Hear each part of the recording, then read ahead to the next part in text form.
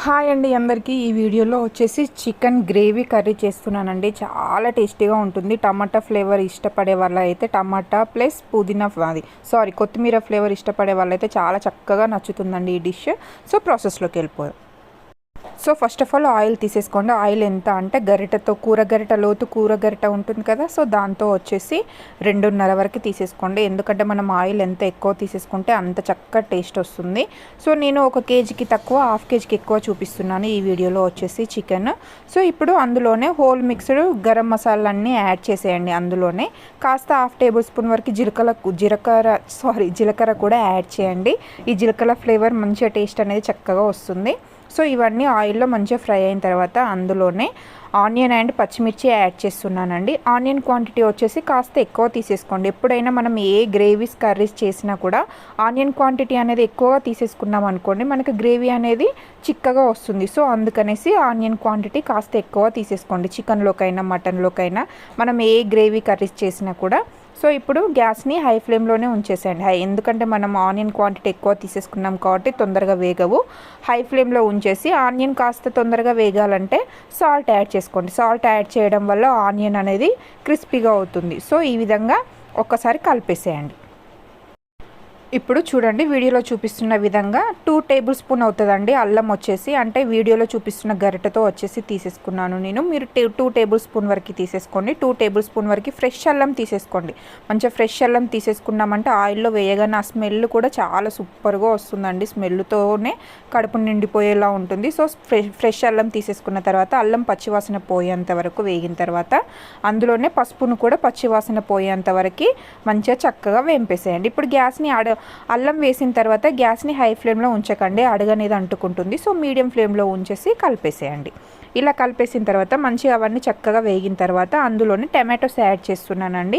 Tomatoes వచ్చేసి medium సైజ్వి ఒక 3 తీసేసుకోండి. టమాటో ఫ్లేవర్ కాస్త ఎక్కువ ఈ చికెన్ కర్రీలో టమాటా యాడ్ చేయడం వల్ల చికెన్కి టేస్ట్ అనేది చాలా చక్కగా వస్తుందండి, మంచిగా ఉంటుంది టేస్ట్ అనేది.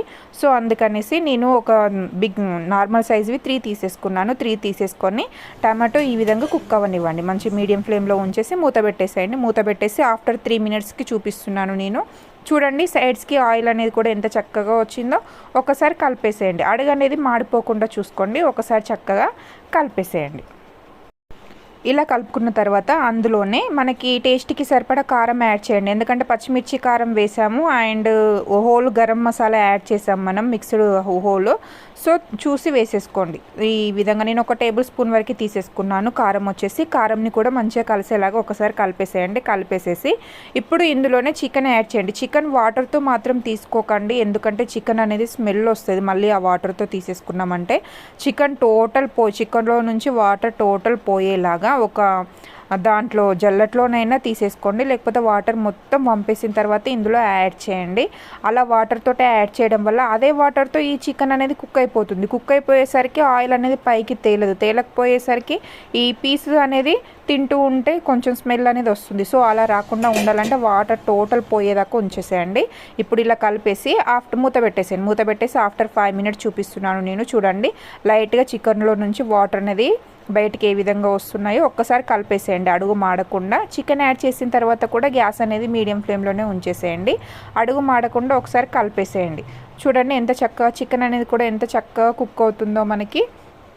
సో ఈ విధంగా కలిపేసిన తర్వాత మళ్ళీ ఒకసారి మూత పెట్టేసేయండి. ఈ విధంగా మూత పెట్టేసిన తర్వాత ఆఫ్టర్ 5 మినిట్స్ చూపిస్తున్నానండి మీకు. చూడండి, చికెన్లో నుంచి వాటర్ అనేది చూడండి ఆయిల్ అనేది బయటికి వస్తుంది, వాటర్ అనేది కూడా బయటకు వస్తుంది. హీట్ తగిలిన కొద్దీ చికెన్లో నుంచి వాటర్ అనేది బయటకు వచ్చేస్తూ ఉంటాయండి. సో ఒకసారి కలిపేసేయండి. మళ్ళీ ఒకసారి కలిపేసేసుకొని ఆ చికెన్లో వాటర్ టోటల్ ఇంకిపోయేదాకా ఉంచేసేయండి, ఎందుకంటే స్మెల్ రాకుండా ఉంటుంది. ఆయిల్ అనేది ఎంత పైకి వచ్చేలాగా మనం ఫ్రై చేసుకుంటామో చికెన్ అనేది అంత టేస్టీగా ఉంటుందండి. చూడండి, వాటర్ ఉన్న ఆయిల్ అనేది ఎంత చక్కగా కనిపిస్తుందో. గ్రేవీ అనేది కూడా మనకి చూడండి, చికెన్తో పాటు గ్రేవీ అనేది కూడా మనకి ఎలా కనిపిస్తూ ఉంటుందో. సో ఒకసారి కలిపేసేయండి. మళ్ళీ ఒకసారి కలిపేసి అడుగు మాడకుండా చక్కగా 5 మినిట్స్కి ఒకసారి 2 మినిట్స్కి ఒకసారి మూత పెట్టేసుకుంటూ కలుపుతూ ఉండండి. మళ్ళీ మీరు సపరేట్గా వాటర్ యాడ్ చేయాల్సిన అవసరం ఏం లేదండి, అదే వాటర్తో చికెన్ అనేది కుక్ అవుతుంది. సో ఇలా కలిపేసిన తర్వాత చికెన్ ఒక 60% కుక్ అయిన తర్వాత అందులోనే పెరుగు యాడ్ చేస్తున్నానండి.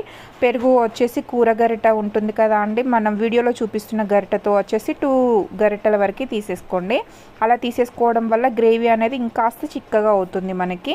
సో అందుకనేసి మీరు మామూలుగా పెరుగు చిలగొట్టి వేస్తానన్నా ఏం పర్వాలేదు. సో 2 గరిటెల వరకు తీసేసుకొని మూత మొత్తం పెట్టకండి, ఎందుకంటే పెరుగులో ఉన్న వాటర్ కూడా మళ్ళీ అందులో మిక్స్ అయిపోతాయి. సో అందుకనేసి హాఫ్ వరకే మూత పెట్టేసేయండి.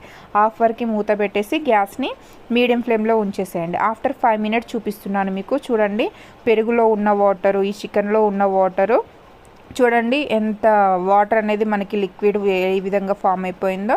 మళ్ళీ ఒకసారి కలిపేసేసుకొని ఆయిల్ అనేది పైకి తేలేంత వరకు మంచిగా చక్కగా ఫ్రై చేసుకోండి. ఆయిల్ అనేది ఎంత పైకి తేలుతుందో మనకి కర్రీ అనేది అంత పర్ఫెక్ట్గా వచ్చినట్టు అండి. ఆఫ్టర్ 5 మినిట్స్ చూపిస్తున్నాను మళ్ళీ మీకు.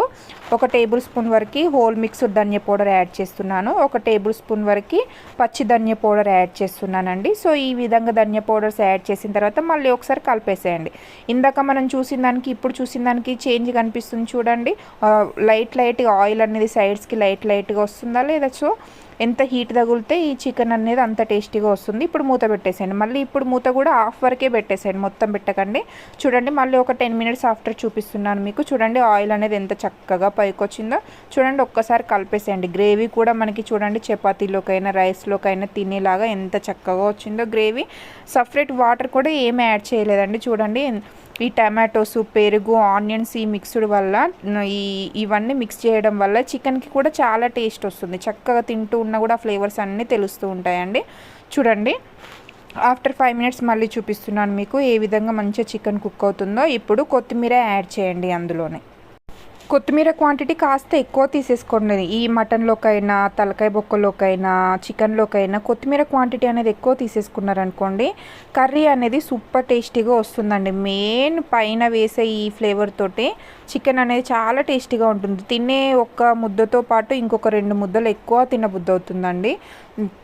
ట్రస్ట్ మీ చాలా సూపర్గా ఉంటుంది. నచ్చినట్లయితే ఒకసారి ట్రై చేయండి. ఇలా చికెన్ నుండి కొత్తిమీర మంచిగా కలిపేసుకున్న తర్వాత గ్యాస్ని మీడియం ఫ్లేమ్లో ఉంచేసి మూత పెట్టేసి ఈ కొత్తిమీర ఫ్లేవర్ మొత్తం చికెన్కి పట్టేలాగా ఒక 2 మినిట్స్ వరకు కుక్ చేసుకున్నారంటే చాలా టేస్టీగా ఉంటుందండి.